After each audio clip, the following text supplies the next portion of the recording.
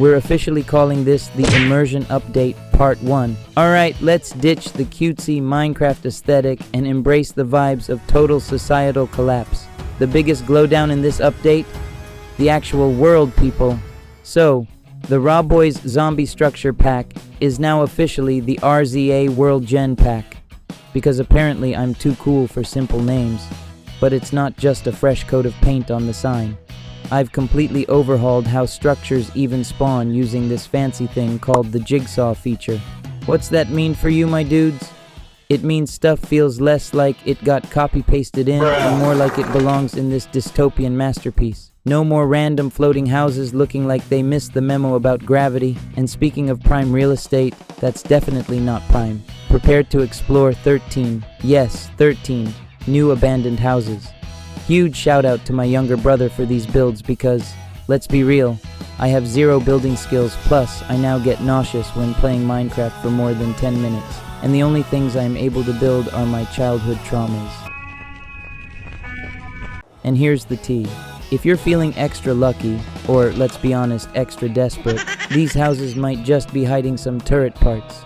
They're rarer than a good Wi-Fi connection in the apocalypse, so manage your expectations. But the real star of the tragically hip architectural show? The Illager settlement. This place went from a cute little hate-cation spot to a full-blown dystopian village. It's huge now. We're talking randomized structures popping up like digital weeds, arrow turrets saying surprise in unexpected corners, even streetlights trying their best to light up the impending doom. But wait, there's more depression to admire. Peep the upgraded foliage. More grass, but make it sadder. More dead bushes because nature is having a bad breakup with existence. And check out these dead trees with actual branches now. Very post-apocalyptic Pinterest board vibes. Yeah, everything is dead now, like my dating life. But hold up, amidst all the doom and gloom, there's a tiny speck of, not hope, but maybe like lesser despair. Say hello to the erstwhile marsh, the swamp biome after a serious rebranding. This is basically the only biome that hasn't fully embraced the apocalypse aesthetic. You'll find large, almost dead trees rocking some seriously dramatic hanging moss. A few lonely birch trees, probably wondering where they went wrong. And even some sweet berry bushes clinging to life like it's the last slice of pizza. If you're looking for a landscape that's just mildly depressing instead of full-blown existential dread, this is your spot. Just don't expect to have a picnic there. Okay, but the apocalypse isn't just a visual experience, is it? It's about feeling the atmosphere. I cranked up the immersion dial to 11 with some brand new ambient sounds that are guaranteed to give you the heebie-jeebies. The world feels more alive, and also definitely haunted. And speaking of haunted, get ready for this spicy little environmental hazard, dust storms. Completely at random, a dust storm will roll in, making you feel like you're living in a pixelated spaghetti western. But hold your horses, cowboys, because sometimes these bad boys escalate into straight-up dust blizzards. Visibility? Yeah, that's gonna be a solid 0. Navigating becomes a game of guess where the zombies are, by the sound of their teeth. The only safe zone? Apparently the ocean. So maybe investing in a waterfront property in the apocalypse isn't so dumb after all. Oh, and get this.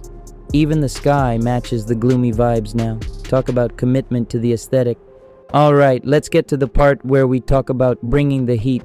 Because this update unleashes a brand new weapon of undead destruction, the laser turret. Forget those medieval pointy sticks.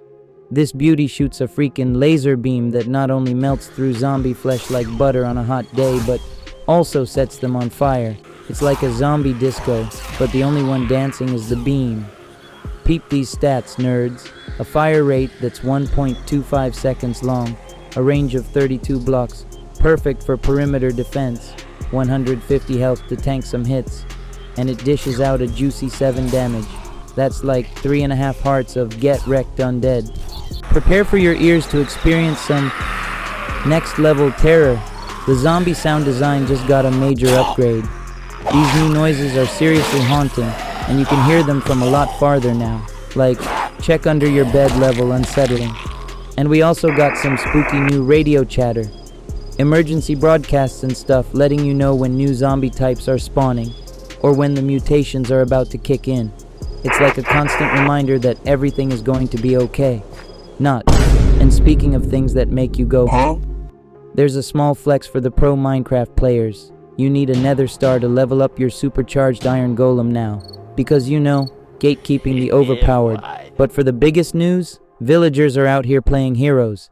They can now cure zombie illagers and zombie villagers by chucking a weakness potion at their faces. And the glow up happens faster now. It's like a spa day for the undead. And okay, let's get real for a sec. Making this whole zombie fest is actually kinda hard.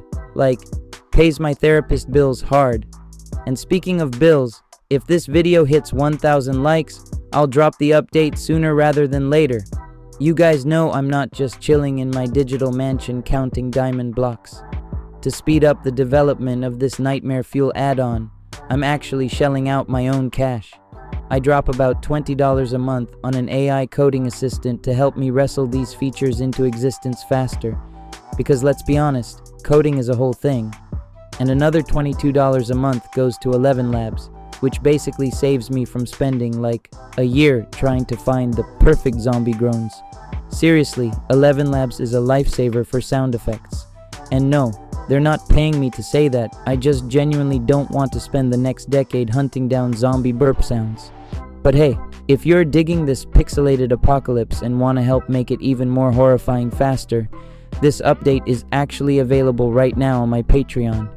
You get early access, sneak peeks at the messed up stuff I'm cooking up next, a secret Discord channel where we can all collectively freak out.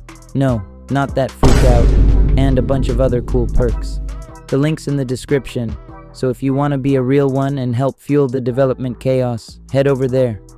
Huge thanks to everyone who's already supporting. You're the real MVPs. Now, back to the carnage. Alright, grab your marshmallows because it's time to introduce the headliner, the brand spanking new flamethrower.